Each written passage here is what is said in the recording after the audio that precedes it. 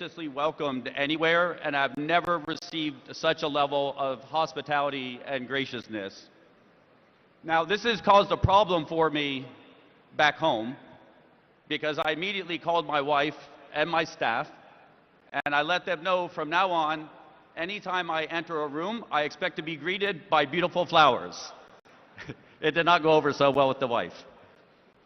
But in all seriousness, it has been an absolute treat the last 2 days. The hospitality is something that I was just not quite expecting.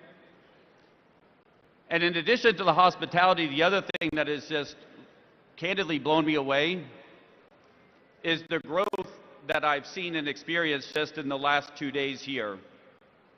And a lot of people know me from one of the most recent transactions that I've completed, and that was bringing public a platform in the States called True Social. And as many of you may know, True Social, our largest shareholder is Donald J. Trump, and I went from the originating CEO of that platform now into on the board of directors.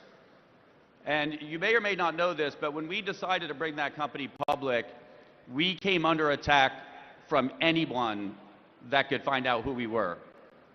We were under attack from our Department of Justice, from the SEC, any agency that had an acronym, we were under attack. And we had to fight over 2.5 years to get that transaction done.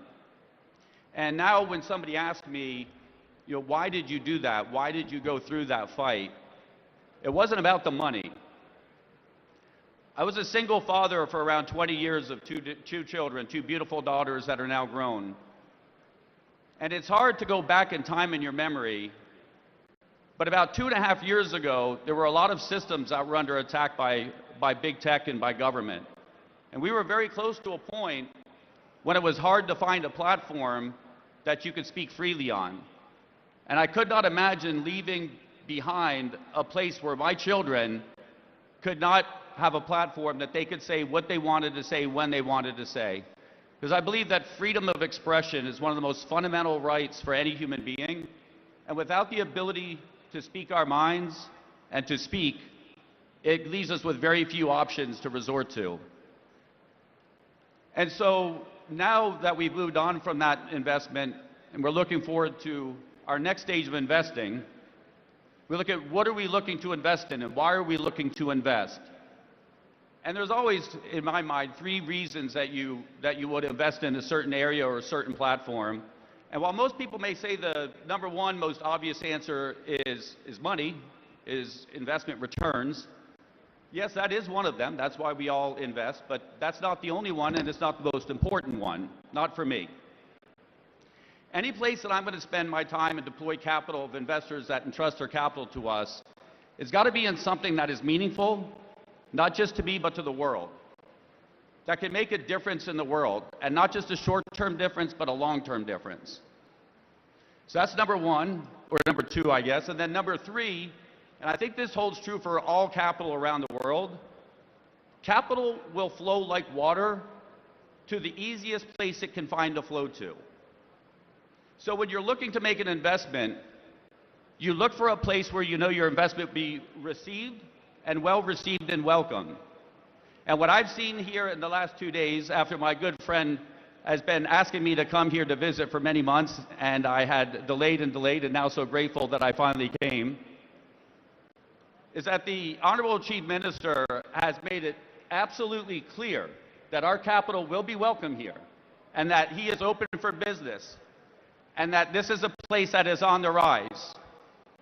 And if you go back 20 years from an outsider's perspective, sitting on the other side of the world in the United States, if you talked about India 20 years ago, in technology perspective, it was, oh, that's where the call center is now.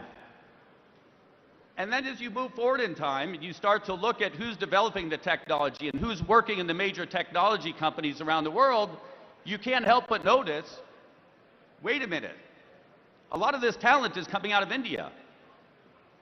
And now you move forward to today, and you would be blind not to see that the technology capitalists around the world are coming from India. India is on the rise. And I don't think India is going to stop.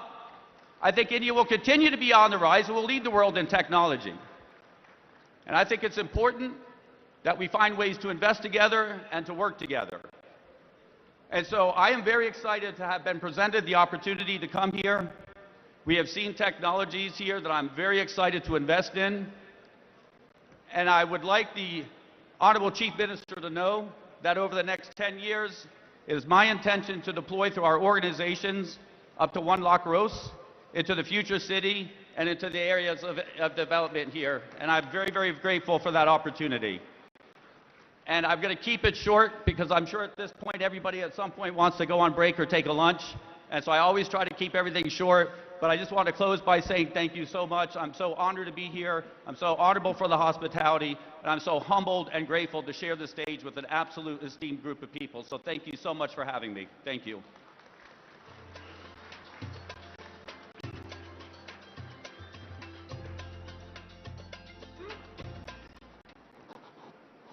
Thank you. Thank you very much, Eric. Thanks very much for appreciating the prowess of Hyderabad and Telangana in the world of technology, in the world of smart cities. Very grateful. I hope all of you caught this. Eric has just signed a big check for us. He has announced a 1 lakh crore investment in Hyderabad Future City. So thank you, grateful to you. And it's very appropriate that Eric, who is a champion of technology, is followed by Honorable Minister for Information Technology and Industries, respected Shri D. Sridhar Babu Garu.